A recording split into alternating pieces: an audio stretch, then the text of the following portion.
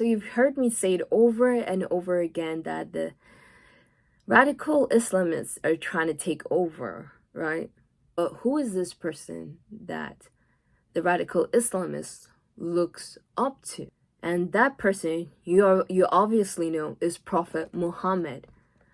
So we're gonna hear the real story behind Prophet Muhammad. And this story is by Bridget Gabriel, who, again, I've said it before, she was born in Lebanon, and she was there when the Islamic Caliphate took over her country, and she was being persecuted as a Christian. Her and her family and the other Christians in Lebanon were being persecuted and treated badly by the Islamists. Based on a couple of videos that I've watched of her, right, she has studied about Islamists and has been following the Muslim Brotherhood, has been following this agenda for a very long time. So here she tells the story of Prophet Muhammad. Prophet Muhammad supposedly got his revelation from the angel Gabriel in the early 600s that he is supposed to be the last of the prophets. So he started preaching in his own city, Mecca, telling them about his new religion. And he tried and he tried and he tried for 12 years and failed to recruit any followers except for his immediate family and close friends. So finally he decided after 12 years, forget my people, I'm going to go to the Jews in Medina. And the Jews in Medina was a Jewish business hub, the Jewish business center of Arabia at the time. And he said, I'm going to go to Medina and preach my religion to the Jews. So, apparently, Prophet Muhammad's religion was just before Islam, before he created this new religion, Islam, was worshipping idols and local gods like Hubal, and sought, right, sought for truth. And a fallen angel visited him, aka the devil, and gave him this revelation of a new religion called Islam. So that was his religion. He was worshiping idol. Okay? Was worshiping gods like Hubal. Where did Hubal come from? Most Arabs worship numerous deities like Hubal at shrines. So it's just like gods, okay.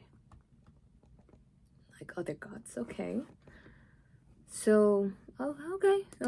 So that was his religion before. Arabia at the time. And he said, I'm going to go to Medina and preach my religion to the Jews. Because if the Jews accept me, that will give me stature and respect in the eyes of my own people.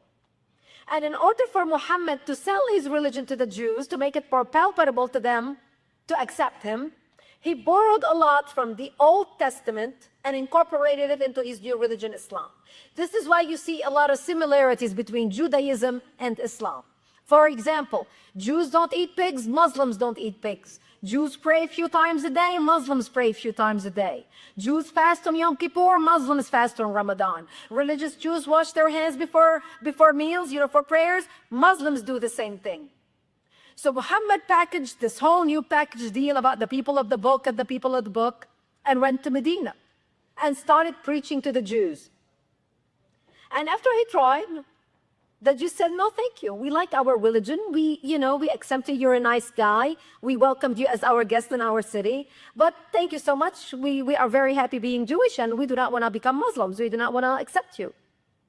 And that's when Prophet Muhammad became a military warrior and declared war against them. That's when Islam changed from being a spiritual movement in the first 12 years of Islam into becoming a political movement cloaked in religion. So basically, to summarize it right there, he created a new religion inspired by a fallen angel. And he tried to sell his religion. Basically, he tried to share this religion with other people who are like, I'm not too sure about this, what you're talking about. And because no one accepted him, he became angry and upset. This is why when the Muslims celebrate the New Year, just like the Chinese had the New Year's, the Jews had the New Year's, the Muslims had the New Year. Their New Year is based on the year of the Hijrah, the year Muhammad went to Medina and Islam became a political movement cloaked in religion. Right. This is why when the Muslims celebrate the New Year, political movement cloaked in religion. We are very happy being Jewish and we do not want to become Muslims. We do not want to accept you. And that's when Prophet Muhammad became a military warrior and declared war against them. That's when Islam changed from being a spiritual movement in the first 12 years of Islam into becoming a political movement cloaked in religion. So he modified this spiritual religion to be politics, but clothed, as she said, in religion, right? So as to just get back at them for not accepting him and rejecting him. They don't consider the New Year, they don't celebrate the New Year based on when Muhammad got his revelation from the angel Gabriel. It's when Muhammad became a military warrior and the political birth of Islam. That's the Islamic New Year. When the Jews refused to accept Muhammad, he turned against them. He started expelling them out of their homes. He started taking their goods. Jews and Christians became dhimmi under Islam, second-class citizens. Jews were not allowed to blow the shofar. They were not allowed to build temples. They were not allowed to pray publicly. Jews were not allowed to ride horses. They could only ride donkeys. Jews became najis. Najis is the Arabic word for filth, bodily fluid, dogs, all these things that are supposedly cursed by Allah. And Jews and Christians could not ring church bells. Christians could not pray publicly. They could not build churches. So, and the way they paid the jizya or the protection tax was by a monthly ceremony where the Jew or the Christian would kneel on his knees publicly and hand his goods to the mullah, whatever those goods happened to be at that time. And in many areas, Jews and Christians were given a receipt to wear around their neck as a necklace to show that they paid or they bought their protection, the jizya, the protection tax. As a matter of fact, Islam came up with identifiable clothing for the Jews. The yellow star, which most people think is a German invention, the yellow star is an Islamic invention by the second Khalif, the Khalif al-Mutawakkil in Iraq, who came up with the yellow star for the Jews to identify the Jews as they walk down the street. Because in that part of the world, everybody looks the same. For the Christians, they came up with the zunar, the belt that all of you men are wearing around your pants. That's called the zunar in Arabic. That was what they came up with to identify the Christians as they walked down the street. This became the fate of the Jews and the Christians under Islam. Islam continued to grow out of Arabia. They went all the way to Jerusalem. They conquered Jerusalem. In Jerusalem, Christians could not ring church bells. In the place of the birth of Christ, the city of Christ, Christians could not ring church bells. Christians could not pray publicly. Christians could not build churches. That's when the Pope in Rome in 1090 looked at the Christians in Europe and said, you need to rise and co-defend the Christians and liberate them from the grip of Islam in Jerusalem. That's why the Crusaders were launched in 1090. So correct me if I'm wrong. I feel like Islam is the only religion that is against the unbelievers, basically anyone that is not in Islam. But you can correct me if I'm wrong. Let me know if Hinduism or Buddhism or Taoism is against the unbelievers, like strongly and violently against the unbelievers of that religion. Let me know in the comment section below. One thing that they're doing is that they're using the resources of the nations they're in, and they're using their democratic rights against the nation. Let's hear what Bridget Gabriel has to say to this. Muslims send their children to study in our universities because we had built the best universities in the Middle East. They graduated and worked in our economy because we had built the best economy in the Middle East, even though we did not have any oil. Beirut became known as Paris of the Middle East, the banking capital of the Middle East. National Geographic magazine in 1965 had on its front cover, Lebanon, Eden of the Middle East. Unfortunately, all that began to change as the Muslims became the majority and the Christians became the minority. My 9/11 happened to me in 1975 when radical Islamists blew up my home, bringing it down, burying me under the rubble wounded, as they shouted, Allahu Akbar. I ended up in a hospital for 2.5 months.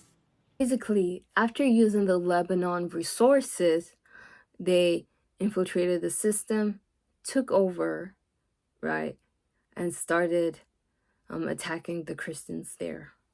So what we're going to be looking at next is what this agenda consists of and what the real name is. Dominate the West and establish an Islamic government on earth.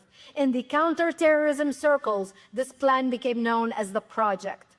What makes the Project so unique is it gives tactics and proposals as to how to infiltrate the West, how to use our laws against us, how to use our open-mindedness against us, how to use our multiculturalism against us.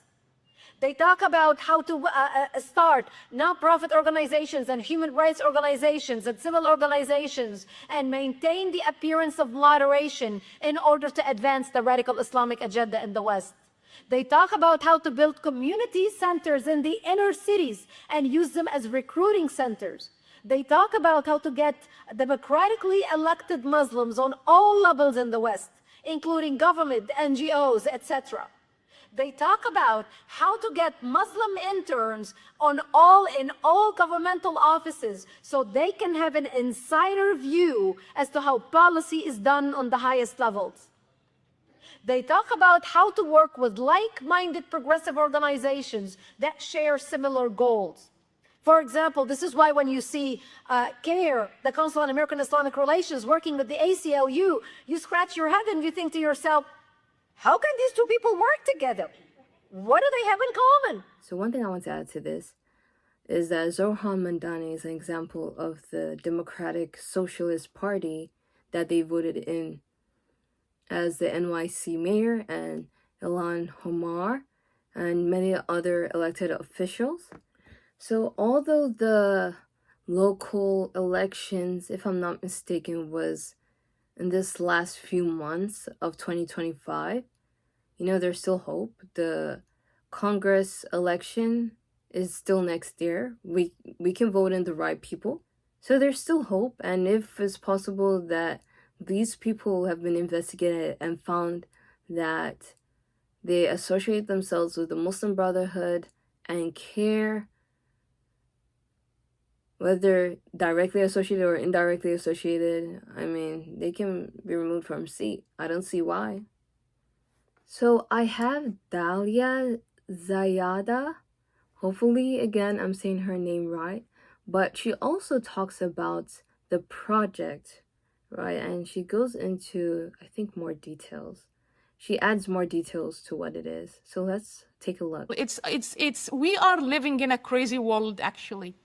So in parallel with that, actually, in parallel with all this timeline we saw happening in the Middle East and how they left, what happened is that they were already building their bases here in the United States and in North America in general, Canada and the United States. And how they built that, they created created a strategy, a plan that they called the project of the Muslim Brotherhood in the West. It was first created in Europe by the Muslim Brotherhood leaders in Europe in the 1982-83. And then this project, it was just, the project was very general plan, very general vision, let's say. It was a vision of what they want to achieve, which is building their own caliphate system in the West, in these Western countries. However, the smart Muslim Brotherhood in the US, they took this project around the year 1992, and they transferred it into an action plan. And they called it the Explanatory Memorandum for the Muslim Brotherhood strategy or plan in North America. And this plan actually, it was kind of the manifesto that the group has been following since then. The main premises or the main thesis of this plan is creating something called tamkeen. In the official translation, it's called settlement, but is the official translation by the US government. It's called settlement, but it's not very accurate actually. In Arabic, tamkeen to be translated in English is empowerment. It's about how they describe this empowerment, this tamkeen. They say that our role here as a Muslim Brotherhood is to lead a civilizational jihad with the purpose to destroy the Western civilization from within. So that video is just to reiterate what Bridget also said about the project plan that this Muslim Brotherhood developed and what they're carrying out today within America. And you can see all these videos and clips I'm showing you is basically what Kim Clement prophesied, what God showed him and what he prophesied. To create networks, to create civil society groups, educational groups, campus groups, and so like it's an ecosystem, a network of people working in synchronity, but actually you cannot identify them as a one whole easily. Yeah. So for so long, for legal reasons mainly, countries like the United States was struggling to identify what exactly the Muslim Brotherhood is. The second challenge is to prove that the Muslim Brotherhood as a group has committed violations that count as a threat to the US national security or to the interests of US allies. So to prove that, it was also a challenge because the leaders of the Muslim Brotherhood in Western countries, including the United States, they don't go out and say, you know, they don't do violence publicly. They incite violence, they fund violence, but usually outside the United States and so. In the past 2 years, something extraordinary happened. The protesters, the violent protesters that happened in support of Hamas. And I say they are extraordinary because they were the perfect manifestation, actually, the peak of the manifestation of the 100-year plan of the Muslim Brotherhood, of the Muslim Brotherhood project to sabotage the West from within and achieve tamkeen or empowerment in the West. And she's reiterating all the videos that I've shown you previously up till now, that the United States is being infiltrated. They're sabotaging the United States from within, right? And she did say that it's mentioned to kind of distinguish who and who is with the Muslim Brotherhood who is being sponsored. And to be honest, one thing I'll say, do not just only look at the radical Muslims. Look at the left too, because they're also in support of the plan that is going on. And with what Kim Clement prophesied and what God showed me, right? And what other people are saying about Zoran Mandani. Of those that would say, there shall be national socialism. We shall create history without God. What did you say? History without God? There can be no history without God. This is his story. Therefore God said, watch how I make history. Watch how I make history. Now, says the Lord, and this nation, they will look back and say, how did they recover so easily? Restoration has begun, says the Lord. Mandani. Zoran Mandani is the first person that should be checked out and be investigated and be removed from seat before January 1st. And of course, Ilhan Omar and the other elected officials that the Muslim Brotherhood has stated that are in elected seat. They made a video celebrating the officials in elected seat. If that video can be found, they can use that to possibly use that as a tool for investigation.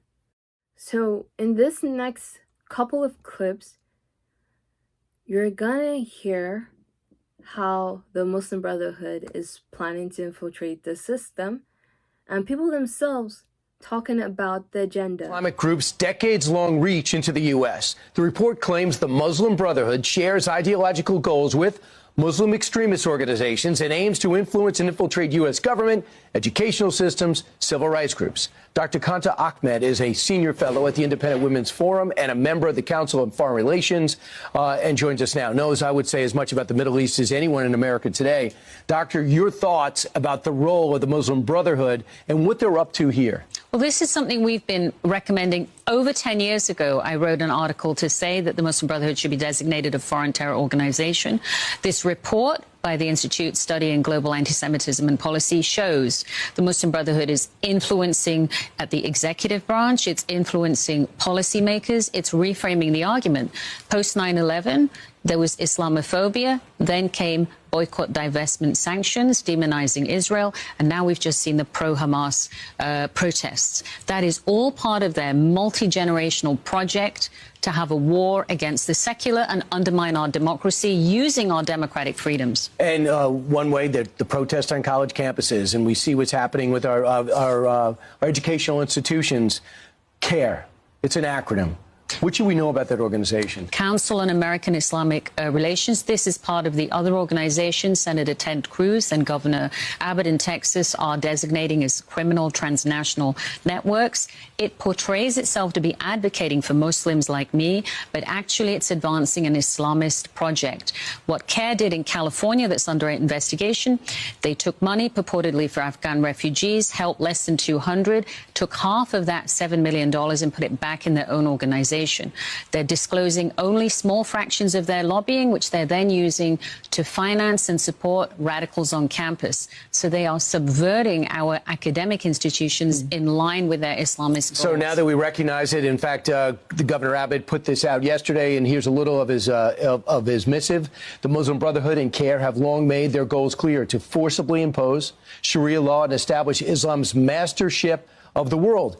We hear that it's in parts of Michigan and also parts of Texas. Are they taking over small towns and putting these laws into effect? So I would say their mission is to advance Islamism. They're doing that in many ways, but we're not the only nation that's seeing this. France published an incendiary report on the Muslim Brotherhood. They're using hundreds of non-profits, charities, student groups, professional societies, undermining local government, putting in politicians that are sympathetic to their views or openly acolytes, and modifying and changing our democracy. That's happening here in the United States, too. And while CARE was being investigated in California, it's still receiving federal... They don't necessarily have to do it for the money. They're probably doing it because they're radical about Islam, right? Or they sympathize with the group, not knowing the real agenda. So here Fox News exposes the Muslim Brotherhood and CARE working to flood America with thousands of Islamist candidates for office. Right. So this is a Chicago Islamic scholar, Mohammed. And here he basically says Islam did not come to coexist. Islam is superior and should never be surpassed. Islam is raised high, and nothing is raised above Islam. Unfortunately, these days we don't repeat this enough, or we don't have this aqidah concept firm in our minds that Islam did not come to coexist. Islam la yu'la. Al-Islam ya'lu wa la yu'la alayh. And Islam is raised high and nothing is raised above Islam. We can't think of Islam that it came to live with these other religions, in the sense that Islam is a religion amongst those religions, and they have a share with the truth. And they have a share of justice. And they have a share of, this worship of Allah, the correct worship of Allah subhanahu wa ta'ala. Islam came to correct all of that. Islam came to remove the oppression of all those religions. And it is the only truth, and it is the only way to justice. In the case of Islam, whether you believe it or not, their goal is to convert. So basically and essentially, it is their plan to take over. Their conversion is not out of true conversion. Most of their conversions wouldn't be out of true conversions because they're forcing people out of their own will. But if you look at Christianity, it's a free will, right? You can choose either or not to accept and believe in Jesus, the one whom God sent to save us from our sins and to reconcile us back to the Father, right? So in saying that, I'm just trying to say that it seems like they want to be forceful about the conversion, and at the end of the day, if they were to succeed, which they won't, they're gonna have fake converts, not true converts, because the people that will be converting is because they fear for their life. They don't want to get killed. They don't want to get killed, or they don't want to get mistreated. So they're gonna have fake conversions, and I don't know if that brings fulfillment to them, the people. But I'm pretty sure they don't care as long as they have their conversions, as long as they rule the world. That's all that matters. 700 years of our trial to conquer Europe by force failed. They did something wrong, very wrong. They tried for many years to conquer Europe through wars, only wars. This is the soft Islamic conquest of the West. Basically, what the Islamic and again, I'm an Orthodox Muslim. What we couldn't do in the last, say, 20 years, now the West is doing it for us for free and even paying for it. Allah permitted them to live off the infidel while they are subduing them. So it had sort of a parasitic type of attitude where they can live off of the host country, where their goal is to eventually eradicate the host culture and supplant it. So basically their soft jihad, and as you've seen in this video, is to infiltrate the country through politics. I've said it previously, I've said it over and over again. And this is not only just by one person, it's by different people, and some of them included the people who are actually radical Islam, those who have studied this movement, this Muslim Brotherhood movement, right? And who have seen what their true agenda is. And here's more to iterate again the plan of infiltrating the American system and the plan to infiltrate Western countries. Russia will be a Muslim country. Russia will be a Muslim country. Islam will enter every house, inshallah. But we have to be a part of that change and never, ever apologize. We're unapologetic. Never, ever compromise. The name of Jesus is not going to enter my house, and it's not going to enter many people's houses.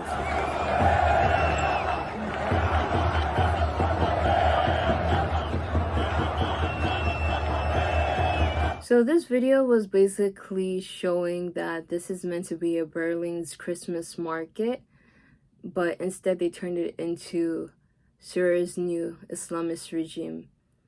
And I think I watched a video of a girl in New York saying that they're going to take over Christmas. I don't know if it's taking place as of the time that I've made the video, but they're going into Christmas market, flooding the Christmas market, causing disruption for people who are just trying to shop. The next video is a video of Green Prince, who is the ex-son, who is the son of a Hamas, but he's an ex-Hamas radical, for lack of a better term. But here's what he has to say. All I was trying to do is to see a higher truth than the conditioning of my society. Revenge is a fundamental part of that culture. It's all about honor and shame. It's not about right and wrong. Violence against non-Muslims is rooted in Islam, whether we like it or not. We don't want Hamas ideology and the Muslim Brotherhood ideology to spread. We have to counter it. That's part of our moral responsibility towards the world, especially our allies. You know, Israel is a great ally. America as a superpower has a responsibility towards global security. We depend on the rest of the world. We depend on the Middle East, not only for energy, but we depend on the security and the stability of the region. Because if that goes out of control, our commerce, our way of life, everything that we do will be jeopardized. The fact that Hamas used their own children as human shields should not give Hamas a ticket to more power and to more territory and to more money. Hamas' goal is beyond the river and the sea, is beyond any political border, is beyond Israel. Hamas's aspiration is global. And if Israel fails to destroy Hamas in Gaza, it will be the birth of an empire of savages. And we cannot allow this to happen. Because if Hamas succeed in bringing Israel to its knees, many other Islamists can do the same, and there would be so many of them. The Muslim Brotherhood is here in the United States. We see Islamists and communists marching together in the same street, having a common goal. And their goal is the destruction and the fall of the American civilization. How could any American not consider this as an immediate threat? Is this the time when the Allies abandon their friends? Just because we have some angry pro-Palestine thinking that this is a cool thing, exploiting the American freedoms, their anti-civilization, their anti-America, their anti-freedom. If Hamas laid down their weapons today, there will be peace. But if Israel laid down their weapons, there would be destruction of the Western civilization. This is why I speak. So this guy is basically exposing the agenda of Hamas. The next video talks about what the Islamic concept of taqiyya, basically it being okay to lie until they are able to carry their action plan. There's something in Islam called taqiyya. Can you talk about what that is? Yeah, so taqiyya is so again, I came from a Sunni background and I hadn't even heard of it as a concept, but apparently in Shia Islam it's more of a bigger deal. But again, it exists in both. It's in the Sharia manuals. Essentially, just in a nutshell, it's giving you permissibility to lie in order to further propagate the cause of Islam.